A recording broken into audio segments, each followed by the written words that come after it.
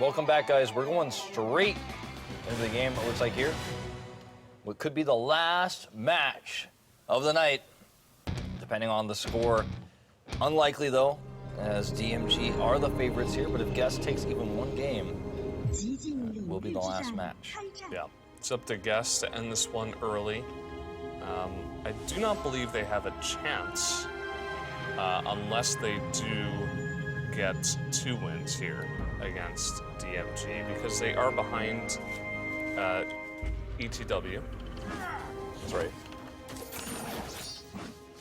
In the head-to-head, of course, so I believe they would have to just get more points in general. So they would have to 2-0 DMG, a very hard task at that, but that just means they're going to be trying very hard, and which would also mean we probably won't have that tiebreaker, but we'll have to wait and see. Now again, you guys know the IDs probably if you've been following it all day, but Guests is AAA, not AA, AAA Anthony. Yeah. Don't, don't shortcut him here, man. That's actually what he like is, the triple. 2 of him could AAA. power a Game Boy, like it's not like 2 of him powers just the TV remote. Weren't right? those AA batteries? Yeah, that's what I'm saying. I'm saying 2. Oh wait, no. I didn't mean to call you out there. But Oh man, I was trying to be all clever, but. well, we understand what you meant, so you still get points for that. It's fine. You got me. Oh boy, awkward. As a guy who owns every Game Boy ever made in my room on display, whoa. All right, so. Wow, I can't get over it.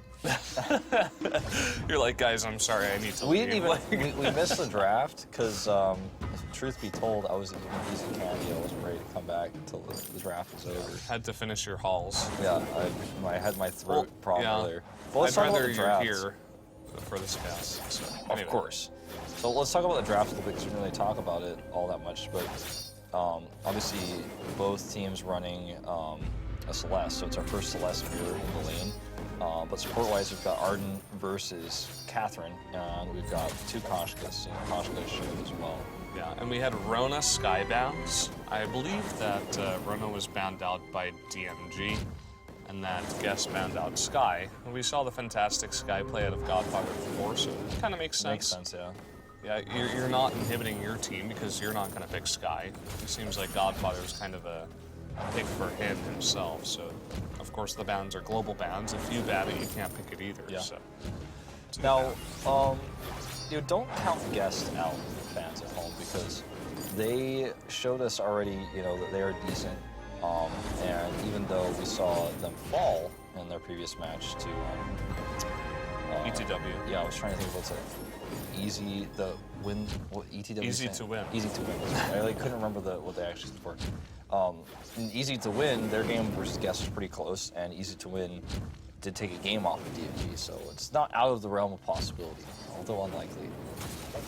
Obviously, the matches themselves will unfold in front of us. We'll commentate them for you guys. Let's see a big engage here. DMG if winning a fight 2v3 is what their plan is, and it looks like it's gonna happen. And then suddenly Godfather comes in. He's like, "I got 2 extra CS, and now what's up?" He's like, "Oh, you guys are fighting down there? Sorry, I was too busy making money." Yeah. They're gonna get an ace? No, just barely not. But they get 3 kills, and that was pretty unbelievable. I mean, leave it up to Dead Doll and MX to 2v3 your team. That is why they're good enough to be on the same team as Godfather. And really that just came down to little Andy eating a lot of damage early on in that fight before it even really started. And then Koshka was able to jump in and get, a double hit with their B, get a lot of charges there, and just absolutely wreck that team, as they were very split up at that point. I just think it's really funny that Godfather just sits in lane during all of this. He probably had tryouts. He's like, "All right, who wants to be on my team? You guys need to 2v3 pro gamers in the jungle. I'm gonna watch you guys. That's the tryouts. Okay, if you can kill them, you can be on my team." Yeah, I wouldn't even doubt it. Godfather is very lane focused as a laner. Yeah. Some of them are just the second any fight is going on, you come out of the lane. Look at those flares, by the way. Really good positioning for both teams to try to check out what's going on. DMG trying to find his way into that fight to initiate, but it's not going to happen. Godfather just continuing the farm. Yeah, look at this. 2-on-3 again. Not sure if they knew this one was coming, as Celeste was hiding in the bush. MX desperately trying to get away now. And he's not. Funny thing is, it would seem like Godfather just sitting at... Oh, we're actually going to get 2 kills for free here.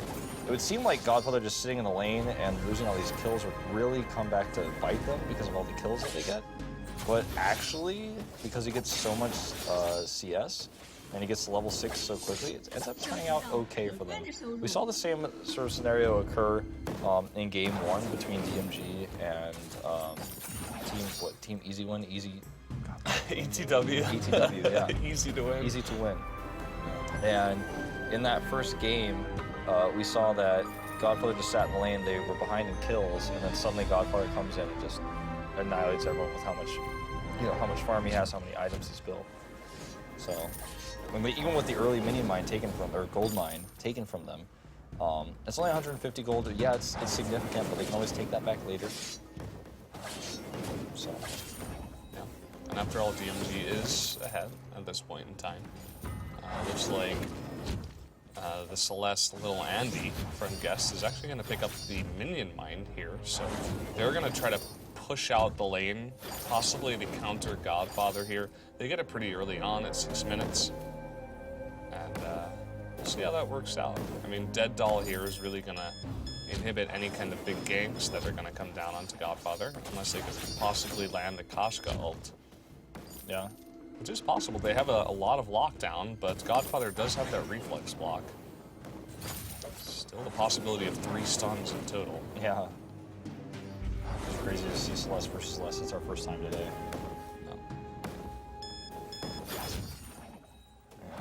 AAA Anthony trying to posture here.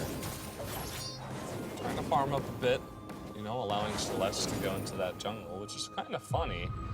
Generally, Celeste versus Celeste would be pretty okay, but maybe they're saying, you know, whoever's in the lane is going to lose to Godfather anyway, so maybe just allow Koshka to do it and allow Celeste to get that safe farm without dying too much. It's a stretch what I'm going for here. You know, maybe Celeste just was in the jungle and Koshka decided to trade harm. Yeah. I mean, I think both options are possible. Oh, we're going to see a big engage here. Koshka goes down on MX. He takes a lot of damage, but he's got a lot of backup here. And we do see that DMG is going to get the first kill Koshka for Koshka. DMG might fall here as well. I think his barrier is down, and he is down. So 2 for nothing trade there. Yeah, little Anthony, no energy left. Couldn't really counter any of those dives beyond the turret. And that will be the gold mine going back over to DMG. So quickly taking control of this one, as we suspected from DMG. And even getting a better payout than what was previously taken from them by Guest. So yeah, look at this. We finally have Frostburn picked up by Godfather. Not going to be going for that Shattered Glass. Maybe he learned from that second game against ETW, especially against Koshka. Although in that game they were going up against Rona.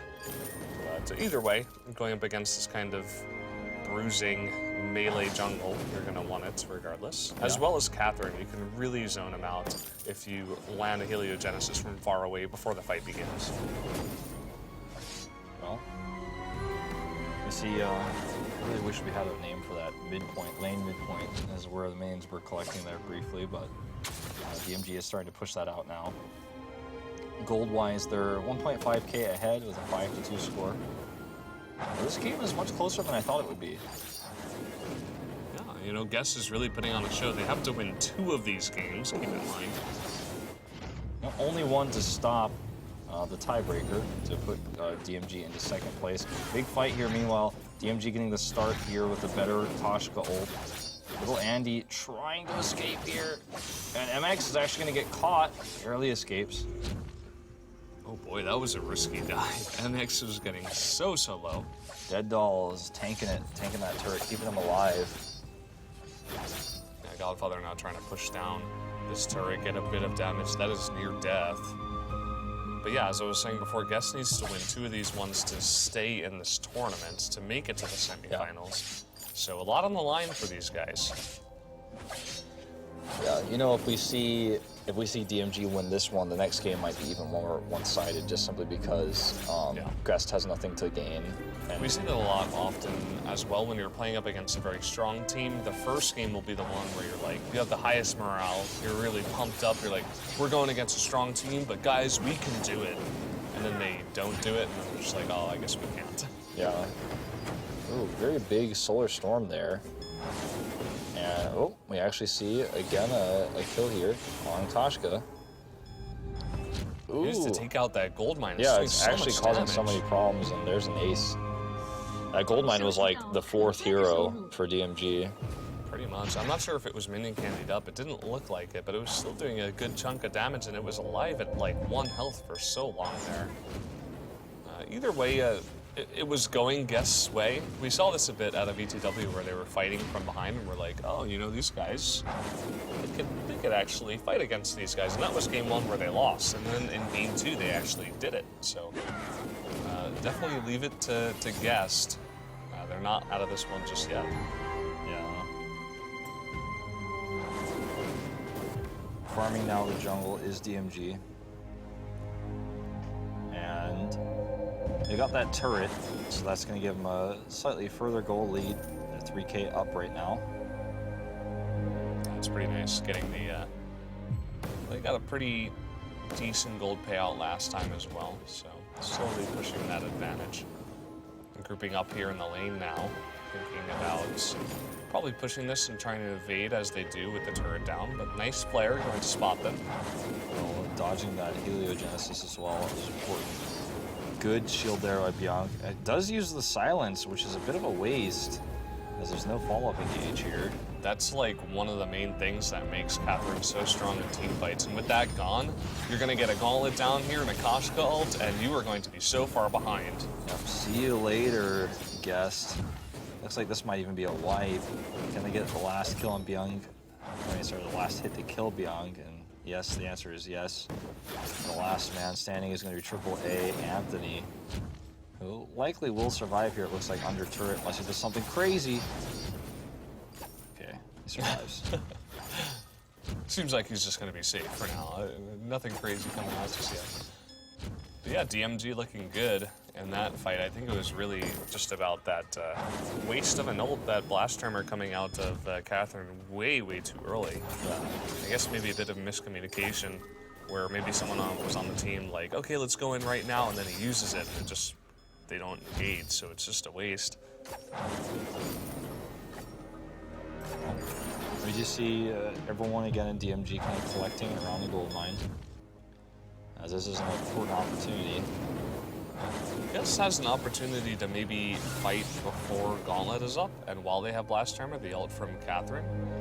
That is a possibility if they're paying attention to the cooldowns here. But doesn't look like they want to just yet. It looks like they want to play it safe. They know DMG is ahead, so maybe they just want to protect the gold mine for now. They're going to pick up a crystal infusion, though.